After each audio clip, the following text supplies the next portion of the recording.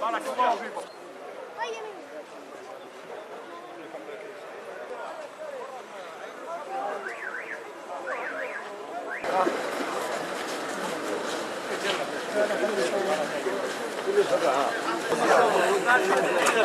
قتلنا واحد. خلينا الله اكبر. الله اكبر. الله اكبر. الله اكبر. الله اكبر. خوتي هضومة وغدر، خوتي هضومة وغدر، خوتي هضومة وغدر. واحد في عمره 49 سنة، واحد في عمره 57 سنة. هيدا اخويا. شوف السيد هذا ماشي وحده، عيط لهم جا نهار 3 زاد السلعة، عيط لهم البارح قال لهم يدوا الأمانة تاعكم دراهم نورمال، راحوا بيجيبوا دراهمهم، قال لهم ارواحوا لا. ثم يوم قعد لهم جماعة قطعا جماعة مع لحقوا قتلوهم. أبشع الجرائم الإنسانية. نقول لك كيفاه، أنا ما بالتفاصيل بالتفاصيل.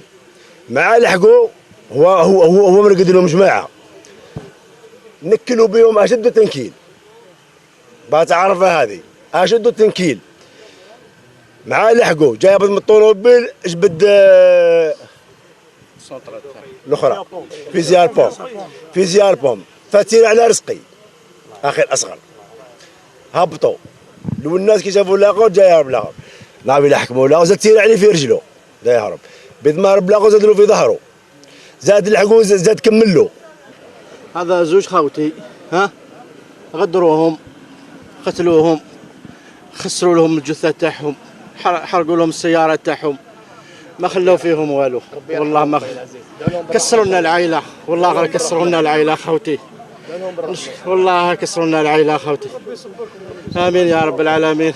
عيطوا له في التليفون يسألهم الدراهم عيطوا له في التليفون قالوا روح نعطي لك دراهمك.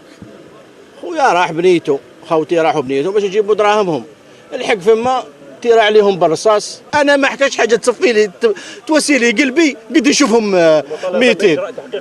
تحقيق معمق لازم تحقيق. زوج عائلات راحوا شخص واحد باش يقوم دارنا كانت معمره ولات فارغه. زوج عائلات راحوا انا كي نعيط لخويا تليفوني صوني ما يرجعش قلت لهم خوتي قتلوهم. شحال كانت الساعه كي جاكم الاتصال؟ ما جا 7:30 كي عيط قال له الو اخويا قال له الو خويا قال له هاني مضروب رواحوا اجروا ليا. وين راك ما كملش. هو في التليفون اللي عطانا اسم اللي ضربوا هو هذا اللي ضربوه كان ناوي باش يخفي الجريمه. مي خويا كي كان طايح عيطنا في التليفون عطانا اسمه. ونادي اعلى سلطه في البلاد لجنه تحقيق صارمه.